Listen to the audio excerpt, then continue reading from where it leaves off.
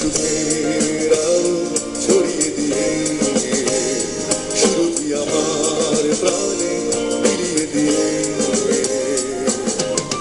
নীরবে মনের কথা দাও জানিয়ে তুমি আসো রূপালী জোছনা ঝুমরাতে স্বপ্নের উঠোনে তুমি আসো গোলাপের সুরভি হয়ে মায়াবী সুখের আলো ছড়িয়ে দিয়ে সুরভি আমার প্রাণে মিলিয়ে দিয়ে নীরবে মনের কথা দাও জানিয়ে তুমি আসো রূপালী জোছনা হয়ে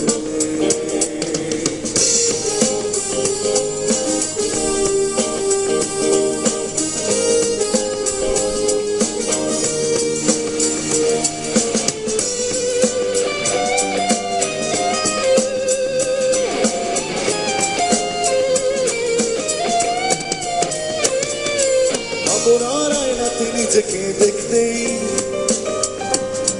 তোমার ছায়া দেখি পাশে আবেগে তুলিতে পরশ বুলাতেই তোমার ছবি হয়ে গেছে কত যে অনুরাগে বেঁধেছি তোমায় কত যে অনুরাগে বেঁধেছি তোমায় আজ এই পৃথিবীকে দেব জানিয়ে তুমি আসো রূপালী জোছনা হয়ে ঝুমরাতে স্বপ্নের উঠোনে তুমি আসো গোলাপের সুরভি হয়ে মায়াবী সুখের আলো ছড়িয়ে দিয়ে সুরভি আমার প্রাণে মিলিয়ে দিয়ে নীরবে মনের কথা দাও জানিয়ে তুমি আসো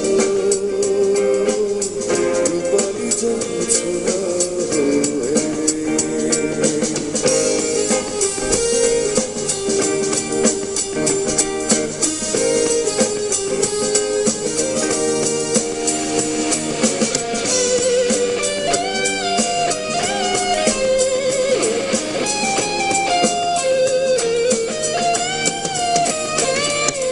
দক্ষিণার বুক জুড়ে মিলনের গুঞ্জন তোমার কথাই শুধু বলে হৃদয়ের আগিনার আধার সরিয়ে আশার শিখা দিলে জেগে তুমি যে ভালোবাসা প্রেয়সী আমার তুমি যে ভালোবাসা প্রেয়সী আমার আজ এই পৃথিবীকে দেব জানিয়ে তুমি আসো গোলাপের সুরভি হয়ে ঝুমরাতে স্বপ্নের উঠোনে ঝুমরাতে স্বপ্নের উঠোনে তুমি আসো গোলাপের সুরভি হয়ে মায়াবী সুখের আলো ছড়িয়ে দিয়ে সুরভি আমার প্রাণে মিলিয়ে দিয়ে নীরবে মনের কথা দাও জানিয়ে তুমি আসো রূপালী জোছনা হয়ে নিজুম ব্রাদার গান তো আর এই গানটা গাইছিলেন আমার সাথে কবিতা কৃষ্ণমূর্তি জি ওনার সাথে অ্যালবামটা করা এটা খুব জনপ্রিয় গান তো নিজুম ব্রাদ তো মনে হলো গানটা গাই একটু সিরিয়াসলি মানে শুনতেই ভালো লাগছিল মানে রাতে এই সময় শোনার মতো গান অবশ্যই আর কাজল ভাই একটু খুব বড় লেখা লিখতেন সবসময় তো এটা অনেক বড় একটা গান আমরা যেহেতু ডুয়েট গিয়েছি ভাগ করতে গিয়ে আমাদের বোম্বেতে আমাদের গন্ডগোল হয়েছিল, তো এই গানটা ফার্স্ট টাইম কবিতার সাথে গাই আর কি। এবং এই গানটার পরে উনি একটা কমেন্টস করেছেন যেটা আমার খুব একটা ইন্সপিরেশন হিসেবে ছিল সারা জীবনের জন্য। শুনি। কমেন্টসটা ছিল উনি আমার রেকর্ডিং এর সময় সাধারণত ওরা কি করে গেয়ে চলে যায়, পাশে কে গেছে দেখেন আর কি। তো উনি গানটা ওনার পছন্দ হওয়ার ফলে উনি বসলেন দেখি গানটা কে গায়। তো তখন আমি একদম নতুন, মানে 1 বছরের মাথায়, অতটা এক্সপিরিয়েন্স আমার নাই। ও প্রিয়া মাত্র হিট হয়েছে, একটা অ্যালবাম বেরোয়েছে আর একটা মিক্সড অ্যালবাম বেরোয়েছে। তখন সাউন্ডটেক আমাকে বললো যে আপনি এটা মুম্বাইতে ঘুরে আসেন, কি একটা এক্সপিরিয়েন্স দরকার আছে। গেলাম, তো গানটা যখন শেষ হলো কবিতাজি আমাকে বললেন বসলেন, তো আমি তো ভয় পাচ্ছিলাম একটু ওনার সামনে কিভাবে গেবো। তখন আবার এটাকে ফিল্মে একটা প্লেব্যাকের এক্সপিরিয়েন্স ছিল। সিঙ্গার যত বড়ই হোক, মাইক্রোফোন যখন আমার হাতে, আমি তখন মাইকেল জ্যাকসন, এটা আমার মনে হতো সবসময়। আর যখন মাইক্রোফোন আমার কাছে তখন আমি সেরা, এটা আমি সবসময় ভাবি এবং আমার জুনিয়রদেরকে এটা বলি। তো উনি তখন বললেন যে আসিফ, যাওয়ার পরে বললো তোমার তো অনেক গোল্ডেন ভয়েস, অনেক সুন্দর গলা, তোমার টোনটা অনেক ভালো, কিন্তু একটু কারুকাজ করতে হবে, একটু যদি তুমি মেলোডি, তুমি রেজোনেন্সেস বা থ্রোয়িং ডেলিভারিগুলো একটু ভালো মতো শিখো, তুমি অনেক ভালো গান গাইতে পারবে একসময়। তো এটা ওনার এই পয়েন্টগুলো নোট করেছিলাম। পরে এগুলো বসে আমি, আমার তখন বস ছিলেন শওকত আলী ইমন, মূলত ইমন ভাইয়ের হাত ধরে আমার এখানে আসা এনে নেয়। তো এগুলা শেখার জন্য প্লেব্যাক করতে হয়েছে, অনেক মিউজিক ডিরেক্টর পেছনে পেছনে ঘুরতে হয়েছে বা সময় দিতে হয়েছে ফিল্মে, এই আর কি।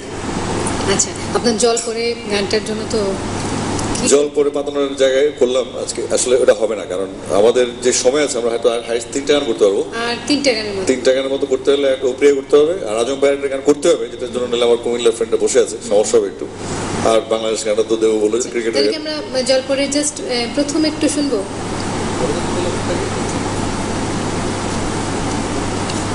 Just 2 line. আমার একটা সমস্যা হচ্ছে কি, আমি তোমার মুখস্থ করতে পারি না, বুঝছো? এটা তাহলে এখন বুঝতে বুঝতে ওই যে আপনার একজন ভক্ত আছেন, বলছেন আপনার সব গান মুখস্থ, আপনি মানে চাইলেই সে গান বলে দিবেন। আচ্ছা, পেয়ে গেছি। 2 লাইন জাস্ট। পিছু ফিরে তাকালাম, চোখে চোখ রাখলাম, ফিরে যাব আশা ছিল, ডাকবেই ভাবলাম। এই গানটার সুরকার রাজেশ এবং গানটির কথা লিখেছেন জিনা থেকে। এটা নাটকের গান, জল পরে পাতানো। পিছু ফিরে তাকালাম, চোখে চোখ রাখলাম, ফিরে যাব আশা ছিল, ডাকবেই ভাবলাম। ঢেউগুলো ডাকে বলে পাহাড়ের পথ ধরে, কত নদী শাখা স্রোত মিশে যায় সাগরে। ডাকলে না তবু তুমি বুঝলে না আমারে, যে দেখো এই তো জল পড়ে পাতা নড়ে। ডাকলে না তবু তুমি বুঝলে না আমারে, যে দেখো এই তো জল পড়ে পাতা নড়ে। সাধারণ কথা শুনতো জিনাত ভাবির 2টা গান গেলাম এবং আমি রেডিও ছিল না, ওইটাও জিনাত ভাবির করা। আচ্ছা, না অসুবিধা নেই। আমরা হচ্ছে এরপর কোন গানটার কথা যেন বলেছিলাম? আমরা এখন আজম ভাইয়ের একটা গান গাবো, পাপড়ি কেন বোঝে না, এটা একটা রিকোয়েস্ট গান। মানে ইনফ্যাক্ট আমি এখন যে প্রোগ্রামিং করি না কেন, আজম ভাইয়ের 2টা গান গাওয়ার চেষ্টা করি, কারণ আমি সবসময়, আমি যে কনসার্ট করলেও আজম ভাইয়ের গান গাই, কারণ আমার খুব খারাপ লাগে যে আজম ভাই এখন নাই, এবং এই গানগুলো গাইলেও ভালো লাগে আমার।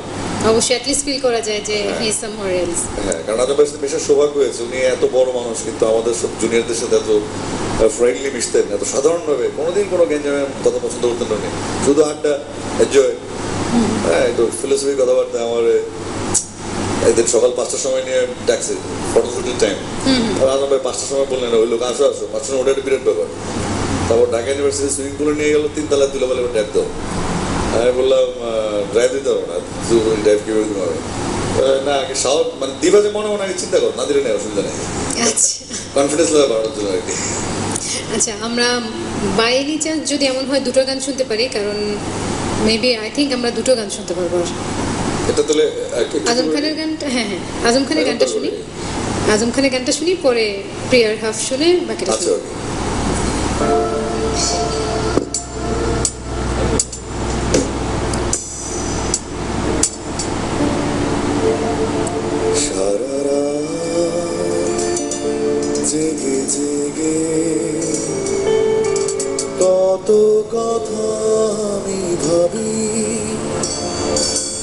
পাপড়ি কেন বোঝে না,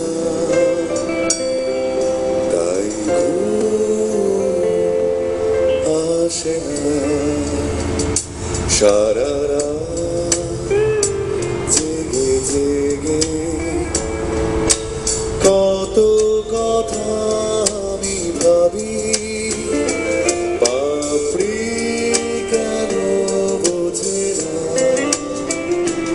তাই ঘুম আসে না। পাপড়ি কেন বোঝে না, তাই ঘুম আসে না। সারা রাত জেগে জেগে কত কথা আমি ভাবি, পাপড়ি কেন বোঝে না, তাই ঘুম আসে না। পাপড়ি কেন বোঝে না,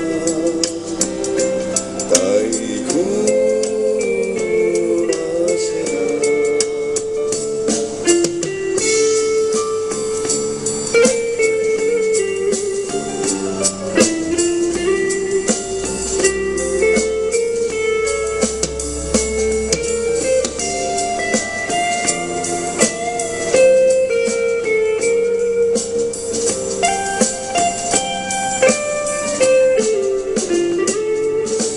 তুমি আমি কেন দূরে দূরে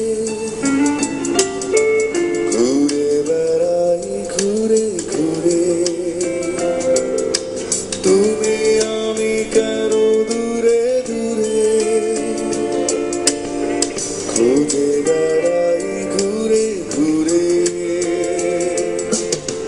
মন কি যে চায়, কাঁদে শুধু বেদনায়, পাপড়ি কেন বোঝে না, তাই ঘুম আসে না। পাপড়ি কেন বোঝে না, তাই ঘুম আসে না।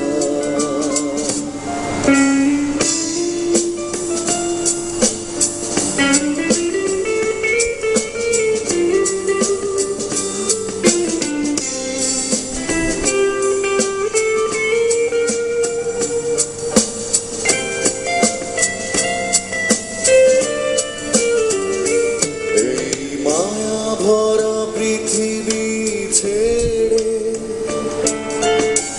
চলে যাব চিরতরে।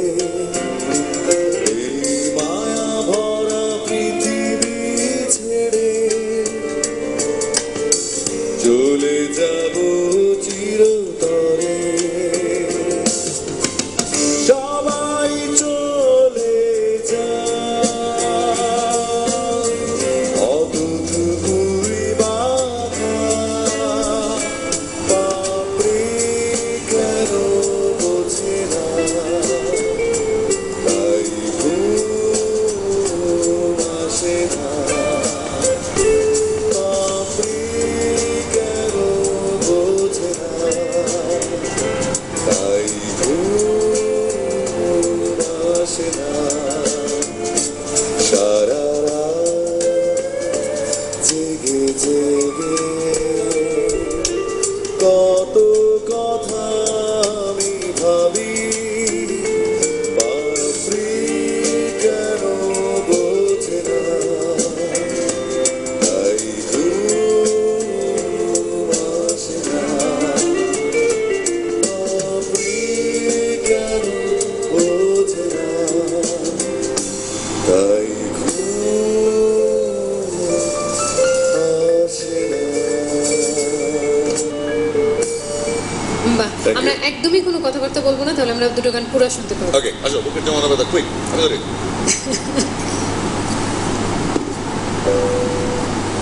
দেখো তো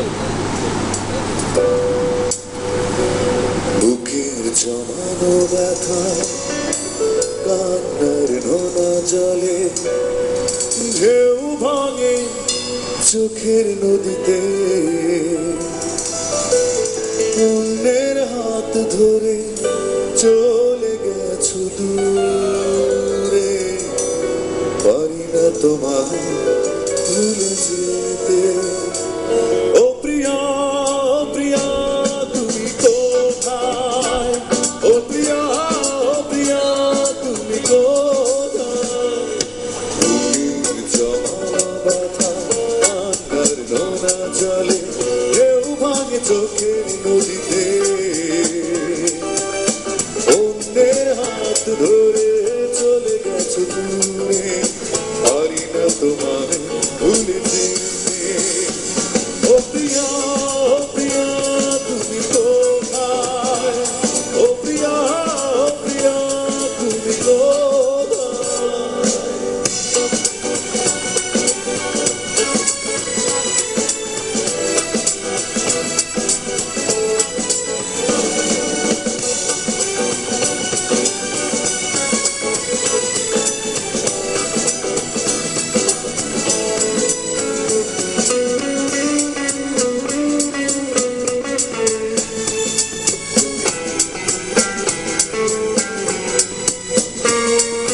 ভুল না হয় আমারই ছিল বেশি করুণী ক্ষমা করেছো দোষী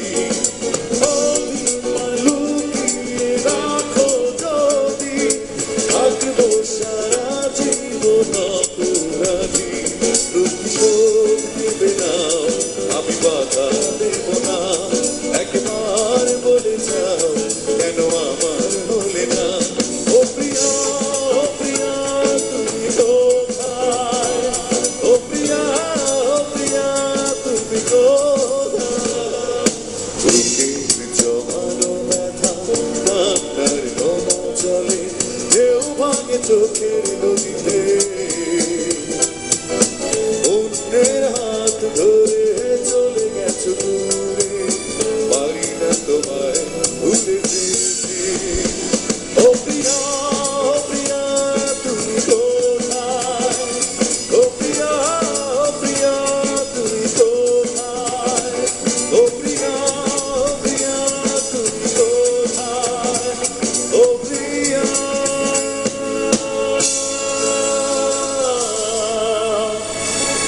তুমি কোথায়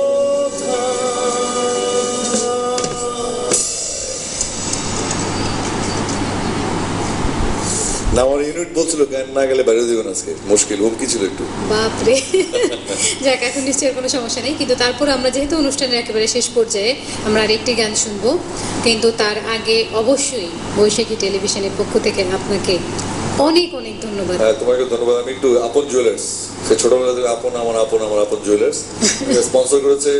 স্পন্সর কোম্পানিগুলির কারণে কিন্তু আমাদের বিভিন্ন টিভি চ্যানেল লাইভ হচ্ছে। আমাদের শিল্পীদের অ্যালবাম চলুক আর না চলুক, অ্যাটলিস্ট স্পন্সর কোম্পানিগুলোর মাধ্যমে এখনো মানুষকে গান শোনাতে পারছি আমরা। তা আপন জুয়েলার্সকে ধন্যবাদ। আমার বউরে পাঠাবো আপনাদের শুরু যদি টাকা আসে আর কি। অবশ্যই। আর যাই হোক, বরিদান 60,000 বলে বিরাট খায় ডেফিনেটলি 60+। যাই হোক, আপনাকে এবং এখানে যারা আছেন তাদের সবাইকে অনেক অনেক ঈদের শুভেচ্ছা এবং সেই সাথে বৈশাখী টিভির পক্ষ থেকে স্পেশাল শুভেচ্ছা। ধন্যবাদ আপনাদেরকে। প্রিয় দর্শক, আমাদের শেষ গান বেশ বেশ বেশ শহর বাংলাদেশ, এটার মাধ্যমে আমাদের প্রোগ্রাম শেষ হয়ে যাবে। বেশি করে বাংলা গান শুনেন, দেশকে ভালোবাসেন, অন্য কোনো বিকল্প আমাদের সামনে নাই। নাহলে প্রবাসী হতে হবে। যারা প্রবাসী আছেন তারা আমাদের যদি বেশি দেশপ্রেমিক, এটা মনে রাখতে হবে। Thank you. আচ্ছা, আর আমরা তার আগে আমি একটু দর্শকদের কাছ থেকে বিদায় নিয়ে নিচ্ছি। প্রিয় দর্শক, আমরা আমাদের অনুষ্ঠানের একেবারে শেষ পর্যায়ে অর্থাৎ আপন জুয়েলের সময় কাটু গানে গানের শেষ পর্যায়ে আমরা আমাদের এই আয়োজনে পুরোটা সময় আপনারা আমাদের সাথে ছিলেন, সেজন্য তো অবশ্যই আপনাদেরকে অনেক ধন্যবাদ। আর একটি কথা জানিয়ে রাখি যে আমাদের এই 7 দিনব্যাপী আয়োজনের শেষ দিন কালকে, অবশ্যই সারাটি দিন আমাদের সাথে থাকবেন এবং কালকেও সময় কাটু গানে গানেতে থাকছেন আপনাদের আরেকজন অনেক ভালো লাগার শিল্পী মমতাজ, উপস্থাপনায় থাকছে নাবিলা। অবশ্যই আপনারা আমাদের সাথে থাকবেন এবং অনেক অনেক অনেক আমাদের SMS করবেন, ফোন করবেন। আর আজকে 6ষ্ঠ দিনে বৈশাখী টেলিভিশনের ঈদ আয়োজনের উপর যে কুইজটি ছিল তার বিজয়ী আমার মনে হয় প্রতিদিন আমার মুখস্থ হয়ে গেছে। ইনফ্যাক্ট প্রতিদিন